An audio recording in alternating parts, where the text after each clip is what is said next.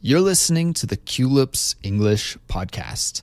To download the study guide for this episode, which includes the transcript, detailed vocabulary explanations, real-world examples, and a quiz, visit our website, culips.com.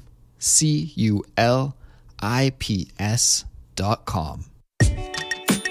Hey everybody, my name is Andrew. And my name is Morag. And you're listening to Culips.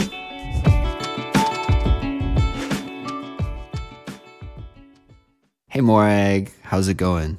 I'm not doing too badly, Andrew. How are you? Morag, I'm a little bit tired right now because honestly, I had a really long and crazy week, and I'm going to tell you all about it today, you and everybody that's listening. Lay it on us. Come on. All right, well, I will in just a second, but right now I want to remind everybody that the study guide for this episode is available to download from our website, culips.com. And the study guide is an awesome way to, well, study with us. The study guide includes a transcript, detailed vocabulary explanations of the cool and interesting vocabulary that you'll hear today, real-world examples, a quiz, and also a new bonus feature, which is discussion questions or journal prompts. You can use them to practice your speaking or your writing, whichever you prefer. So visit culips.com to download the study guide. Okay, Morag, I'm going to tell you all about my busy week right now. And I think actually, Morag, last time we recorded, we talked briefly about moving and helping friends move. And I mentioned that this is one of the things that I really hate to do. I hate moving. Does anyone like it? Maybe some people like it. Maybe some people? Yeah. But I'm guessing that you just had to move.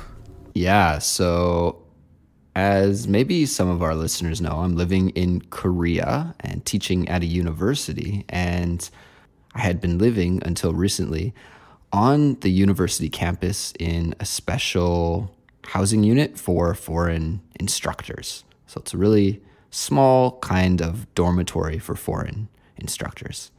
And it was great. It was a nice place. It was super convenient. I could walk to my classroom and to my office in like 30 seconds. So my morning commute was non-existent, which I really loved. But at the same time, it was starting to get a little stuffy. Like I was always on campus, and everywhere I'd go, I'd run into my students. I couldn't escape seeing my students, which is not a bad thing, but it's a little tiring sometimes. But I still decided that, you know what, because of the convenience factor, I was going to stay in that apartment. But they told me last week, Andrew, you have to move out of the apartment because we're going to do renovations. Oh, you got like renovicted, but with an institution? That's pretty impressive. It's rare. Yeah. It's rare. Yeah. Renovicted. I like that. So they were like, if you want to live in the student dorm for the 6 weeks while we do the renovations, you can. But I didn't want to do that. I thought, nope, that'll be a little too uncomfortable. So I took the opportunity to move off campus and find a new apartment. So this is what I was busy doing the last week. And it was quite the journey, let me tell you. I think I really understand now how truly difficult it can be to live in a foreign country. Because up until now in Korea, I haven't really had to do any like really official business. This was my first time, for example, signing a contract, like a lease agreement in Korea. When you rent an apartment here, you have to work with a realtor, so a real estate agency. So I had to work with a realtor, and it was stressful and difficult. That sounds nuts. I had a very tiny example of that moving to Montreal because I had to talk to landlords who spoke no English. Right, in French. In French. But it sounds like you had a lot more hoops to jump through. Yeah, and honestly, at the end of the day, looking back on it, it wasn't so bad, but there was just a lot of things that I needed to learn on the go and in a quick amount of time because the system over here is super different than in Canada for renting an apartment. For example, in Canada, when you rent an apartment, you're not expected to pay a deposit, but that's a huge part of renting an apartment in Korea is paying a large deposit. Depends on which province you're in. Because if you're in Ontario, you have to give first and last. That can be really expensive. However, you're talking even larger. The places that I looked at were between $5,000 and $10,000 ish Canadian. Whoa, that's a down payment on a house. Or almost. Yeah, and that's just for like a small studio. Oh my God. And that's pretty crazy. entry level. So if you wanted like a family size apartment, you're looking at $50,000, $60,000 to $100,000 Canadian deposit. And Oh my God. yeah, but the thing is, the higher the deposit you pay, the lower the monthly rent. So the more that you're willing to pay up front, then if you're paying $100,000 as a deposit, your rent payment is going to be quite low or maybe non-existent. Man, it's always cheaper to be rich. It's always cheaper to be rich, right? No fair. Yeah, it's no fair. So anyways, learning about this new system and talking to the realtors and having them show me around and doing this all in Korean by myself was stressful. I was learning lots of new vocabulary and I had a notebook that I was taking notes in and making sure to be really meticulous with all the questions I asked because I didn't want to get screwed over. Like I didn't want to be taken advantage of. Not that I thought anybody would do that, but it was in the back of my mind that if somebody wanted to, it would be really easy. Yeah. Yeah, I bet that it would feel like a vulnerable position because you just didn't have the know-how, the understanding of the system. Exactly. And of course I have friends and even my university to support me, but this was actually something that I really wanted to do by myself. I thought this would be a really great learning experience and also just a positive step forward in my time living in Korea. So I had a support system if I wanted it, but I tried not to access it. I wanted to do it for my own self. So yeah, I found an apartment and I did everything and I got it done. So I was really proud of myself for doing it. Another thing that's really different about the system in Korea is how fast everything works. Yeah, I was a little shocked when you said that you were looking for an apartment in a week.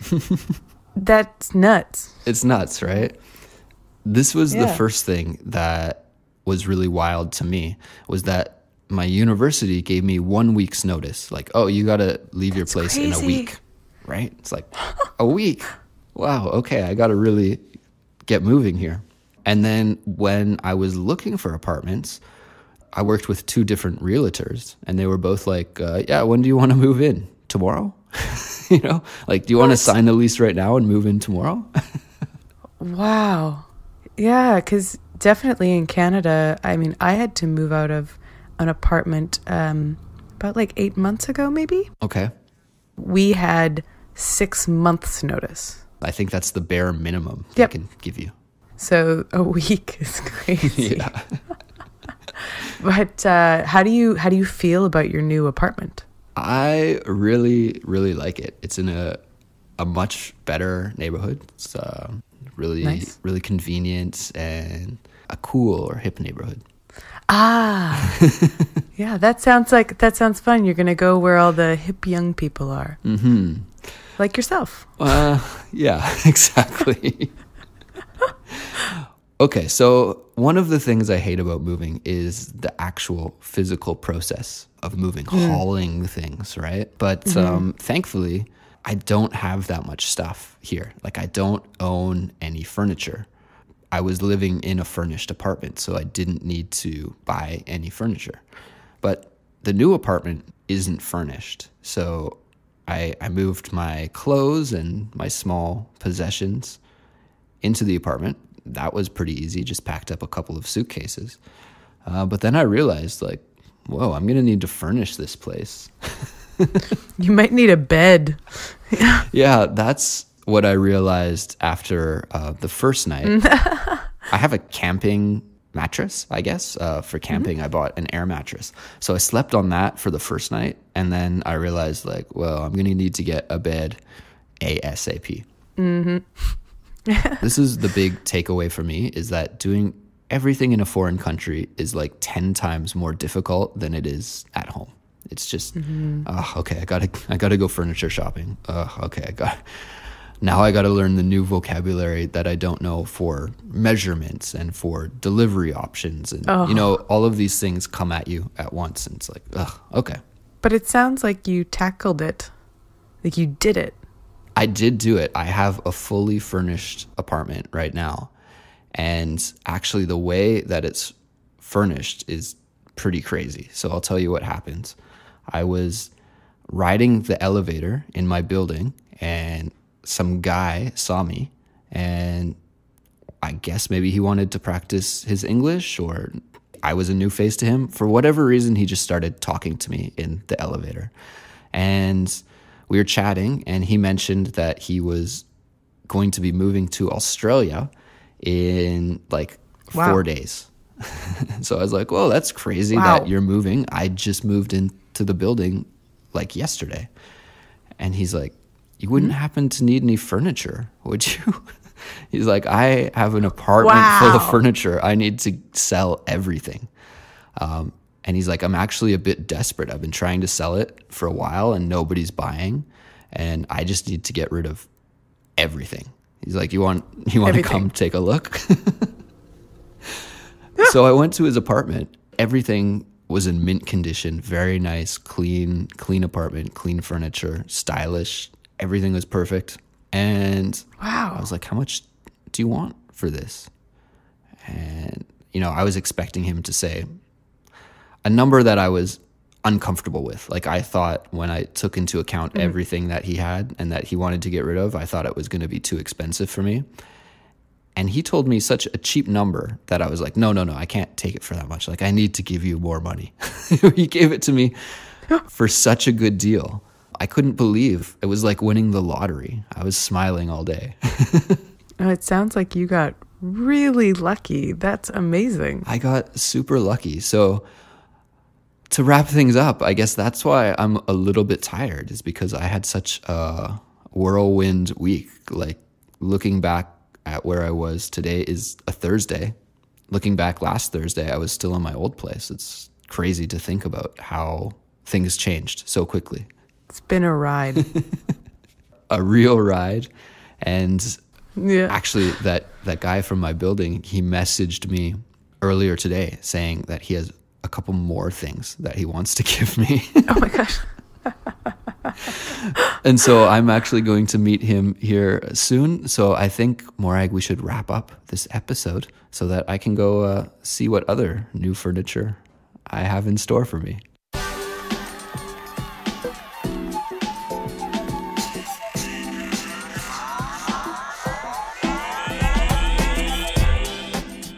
Want to take a second to thank everyone for spending their time listening to us, and remind them that our website is culips.com. And if you want to learn more about how you can study with us and improve your English, just visit culips.com. Absolutely. You can get the study guide there as well. And if you have any questions or comments or even suggestions for future episodes, we are all ears and we'd love to hear from you. So shoot us an email. Our address is contact@culips.com, or you could also reach us through our Facebook page, which is facebook.com/culipspodcast. Okay, guys, we will talk to you next time. Bye. Goodbye.